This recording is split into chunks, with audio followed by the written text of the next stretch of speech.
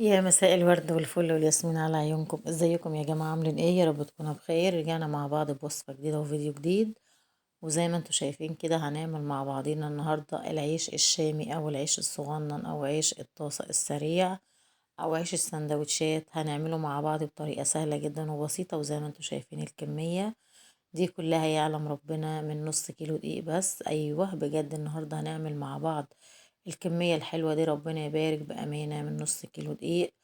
النهاردة عملنا أكتر من 25 أو 26 رغيف من العيش الصغير ده، من نص كيلو دقيق بس عملناهم مع بعض النهاردة هنعمل العيش ده بطريقة سهلة جدا وبسيطة، وعايزة أقولك ازاي مع بعضنا كده نعرف سر التسوية بتاعته وسر جمال العيش. بص ازاي يبقى وشه رغيف وظهره زي بعض، ما يبقاش وشه خفيف ظهره تقيل زي ما انت شايفة التسوية بتاعته. بص العيش ربنا يبارك، حاجة كده عسل. ده العيش الشامي او العيش السندوتشات هنعمله مع بعض بطريقة سهلة جدا وبسيطة فوق البوتاجاز. وكمان نعرف مع بعض ازاي نفرزه ويفضل معاكي فترة طويلة طري. بس لو اول مرة بتشوفيني، انا ايمان ودي قناتي، ويلا بينا نشوف مع بعضنا مكوناتنا وطريقة التحضير.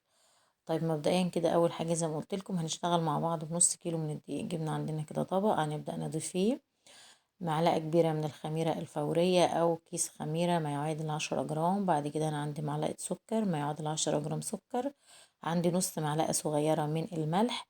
وبعد كده هجيب عندي هنا مية دافية زي ما انتوا شايفين. طبعا عشان الجو شتا ما ينفعش نحط مية ساقعة، مش هتسرع معاكي التخمير، وكمان ما ينفعش نحط مية سخنة قوي والا تبوظ معاكي الخميرة. بتبقى عندي مية دافية. ضفت عندي كوباية مية ما يعادل 200 مللي جرام من المية، وبدأت بقى أقلبهم بالشكل ده لغاية ما ادوب الخميرة مع السكر مع الملح بالشكل ده. طيب لو انت حابة تضيفي اضافات تانية مثلا زي ان انا بدل المية ابدلها بلبن او بحليب، مفيش اي مشكلة. بس الفكرة ان احنا بنقتصد مع بعض، لانه كل العيش معروف دايما بيتعمل بمية. وطبعا المية اكتر حاجة في بيوتنا، ربنا يديمها علينا يا رب. المية في الحنفيات يعني مفيش اكتر من المية. بعد كده ضفت عندي نص كيلو من الدقيق، وعايزه اقول لك يعلم ربنا نص كيلو. طبعا ده دقيق منخول يا جماعه، عشان ما حدش يقول لي انت بتضيفي الدقيق من غير ما تنخليه. وبعد كده بدأت زي ما انتوا شايفين أعجن العجينة بتاعتي بالشكل ده كده. ولحد دلوقتي أنا ما ضفتش عندي غير كوباية مية، وبعدين نزلت عندي من نص الكوباية التانية. بدأت أضيف شوية شوية. أنا عارفة إن العجينة بتاعتي طبعا بتاخد كوباية ونص من المية. طبعا عشان الجو شتا اليومين دول ممكن العجينة تحتاج معاكي شوية، يعني غير الصيف. تمام. وبدأت كده أنزل بيها على الرخامة كلها. طبعا يا جماعة ده دقيق سايب، اللي هو انا بجيبه من عند العطار، متعدد الاستخدامات زي ما انت شايفه. بفضل طبعا اعجن في العجينه يمين وشمال، عايزه اقولك عايزاها لغايه ما تأستك. ده بقى طبعا من سر نجاح العيش معاكي ان هو يطلع حلو وطري. اعجني العجينه لغايه بصي ما تأستك معاكي كده وتفتح. خدت معايا قد ايه الميه؟ خدت معايا الكوبايه ونص كلهم ميه زي ما انتوا شايفين بالشكل ده. بعد كده جبت عندي مسحه بسيطه من الزيت، واحط العجينه عندي واحطها في الطبق. بص العجينة طرية ازاي وحلوة مأستكة اهي. وده سر نجاح ان العيش يبقى معاكي طري ويبقى العجينة متماسكة معاكي، انك تعجيني حلوة قوي. بعد كده بغطي العجينة بتاعتي وبسيبها لغاية ما تخمر. طبعا في الشتاء بتاخد اكتر من نص ساعة او ساعة الا ربع، لان الجو عندنا برد يا جماعة دلوقتي. الصيف ما بتاخدش وقت. بعد كده بصوا ربنا يبارك العجينة بتاعتنا اختمرت. بصوا بقت عسولة ازاي. هناخدها بقى كده نديها البوكس التمام ونهبط منها الخمر ده، وهنبدأ نشكلها زي ما قلت لكم. بأمانة يا جماعة بأمانة النص كيلو من الدقيق، وهقولك واحسبي ورايا وزي ما انت عايزة يا بطة اعملي. بعد كده جبت هنا عندي صينية وبدأت أرش فيها رشة من الدقيق زي ما انتوا شايفين بالشكل ده، عشان العجينة بتاعتنا النهاردة مش هنستعمل فيها أي مواد دهنية خالص. زي ما انتوا شايفين هبدأ أمسك العجينة أقطعها بالشكل ده. بصي بقى، انا هقطع العجينه بتاعتي الى كور صغنطوطه قد الليمونه. حجم الكوره هيبقى قد ايه يا ايمن؟ حجمها كده حوالي 30 جرام، 30 جرام او 29 جرام بالشكل ده. لان زي ما قلت لكم احنا هنعمل عيش صغنن بتاع السندوتشات او عيش المطاعم الصغير. انت حابه تكبري الرغيف مفيش مشكله، ان شاء الله حتى تعمليهم 10 رغيفه اي مفيش مشكله. اهو زي ما انتوا شايفين، حتى انا قلت لجوزي الميزان نوزن قطعة صغيرة بالميزان، طلعت فعلا بالظبط 30 جرام، يعني من 30 ل29 جرام. ما عندكيش برضو ميزان، قطعي صغنطوطة على قد ما تقدري بالشكل ده. بس المهم ان انت تاخدي بالك يبقى القطع كلها تبقى شكل بعض وتبقى قطع متساوية. بعد كده هحطهم زي ما انتوا شايفين على الصينية، بكل واحدة وواحدة بينها فرق كده او مسافة صغيرة، عشان لما ترتاح العجينة بتاعتي ما تلزقش في بعضها. هغطيهم بمفرش او فوط اي حاجة تبع المطبخ، وبعدين نسيبهم حوالي 10 دقايق ونرجع مع بعض تاني. بصوا بقى بعد ما ريحت 10 دقايق حجم القطعة بيختمر وبيبقى قد ايه بأمانة يا جماعة، صدقوني على ربنا. ده نص كيلو من قد ايه، خلاص اهو بالشكل ده. قطعتهم كام؟ انا قطعتهم حوالي 26 قطعة من العجين، او 27، يعني حوالي 26 او 27 قطعة. وبريحهم طبعا زي ما قلت لكم 10 دقايق وبغطي. وفي الوقت ده طبعا بفرش ورايا برضو حاجة على ترابيزة او على صواني اللي هي فوطة.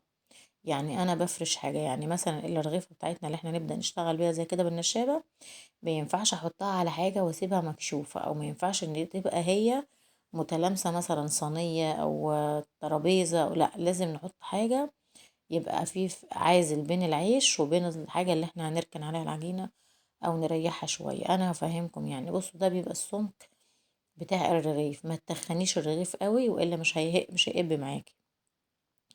وكمان ما ترفعيش العيش قوي، لا برضو مش هيقب معاك، هيبقى زي حتة العجينة وهيبقى مش حلو. لو سبتيه تخين مش هيبقى حلو معاكي، هيبقى عامل زي القرص زي الدبداب كده. لو رفعتيه قوي او رققتيه زي عن اللزوم برضو العيش مش هيقب معاكي خالص. بص هو ده السمك بتاع الرغيف، يا دوبك الرغيف على كفة ايد لو خدتوا بالكم. هو ده السمك بتاع العيش اللي احنا خابزينه. بس نبدأ نفرد دي شوية عشان حسيتها تخينة شوية بالشكل ده. بعمل كده كام واحدة ورايا، وبعدين انا زي ما قلت لكم انا فاردة فوطة تاني او ملاية او حاجة ورايا على ترابيزة. ما ينفعش ان انا احط العيش على الترابيزة كده من غير فوطة ولا من غير حاجة. كيس النايلون طبعا هيلزق معاكي، فبلاش الاكياس النايلون.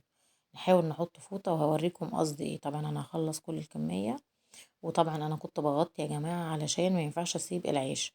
بص بقى ربنا يبارك، هنا بعد ما خلصنا كل كمية العيش بتاعتنا طبعا انا برضو برجع اغطيهم بفوطة تانية عشان ما ينفعش ان انا اسيبهم يبقوا مكشوفين. بعد بقى ما ريحت العجينة معايا حوالي بقى، بصوا بأمانة سبتها يجي ساعة ونص. في الشتا طبعا سيبي العيش لغاية ما يتضاعف حجمه، ما تقلقيش عليه، هو ده لازم تسيبيه. لو في الصيف هقولك حوالي ساعة الا ربع، لكن احنا في الشتا من ساعة لساعة ونص. بعد كده جيت على البوتاجاز بقى زي ما انتوا شايفين بالشكل ده. جبت عندي الطاسة بتاعتي، طبعا انا بسخنها بطريقة كده حلوة. بصوا يا جماعة عايزة اقول لكم بجد الطاسة دي انا زعلانة عليها جدا، لان من ساعة ما اتكسرت ايدها وانا مش عارفة اركبها لها تاني. ده جريل انا كنت شاريها حلوة مش قادرة استغنى عنها، فايدها بقى كل شويه بتتخلع مش عارفه اعمل لها ايه. المهم سخنتها بالشكل ده. عادي انت لو عايزه تعملي في صينيه ألمونيا مفيش مشكله اعملي. بصوا انا بقلب الرغيف كده على طول اول 10 ايه ما بيكملش 10 ثواني وبرجع اقلبه. طبعا النار سخنه فالعيش بيقب معايا، ربنا يبارك مفيش رغيف مقبش. بس تاخدي بالك وانت بتشيليه من على الترابيزه تنزليه في الصينيه، خلي بالك عشان صوابعك ما تعلمش في الرغيف.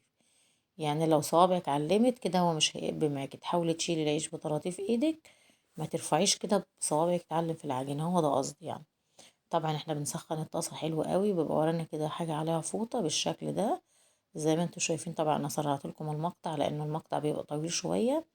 اهو بقلب كده كده حتى الطاسة عندي شايلة 4 ترغيفة. ربنا يبارك ربنا يبارك، العيش بجد تحفة. مفيش ولا واحدة ما نفختش، يمكن بسيط قوي اللي ما طلعتش رغيف ولا اتنين. وده طبعا بصي انا بزق كده بالسباتولا او معلقه خشب او اي حاجه معاكي تزقي البخار على جوه، هو ده اللي بيساعدك ان الرغيف حتى لو مقربش معاكي يقب. بصي العسل بصي الجمال، شايفه؟ هو ده قصدي يعني. انا مثلا العيال لفوني واحده فصباعهم جت في العيش فيعني علمت في الرغيف، فده ما قبتش معايا. هوريها لكم بصراحه مش فاكره انهي واحده.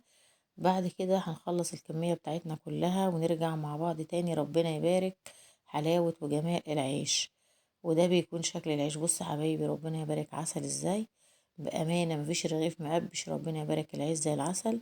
يا رب الفيديو بتاع النهاردة يكون عجبكم. أشوفكم على خير وصفة جديدة وفيديو جديد. سلام.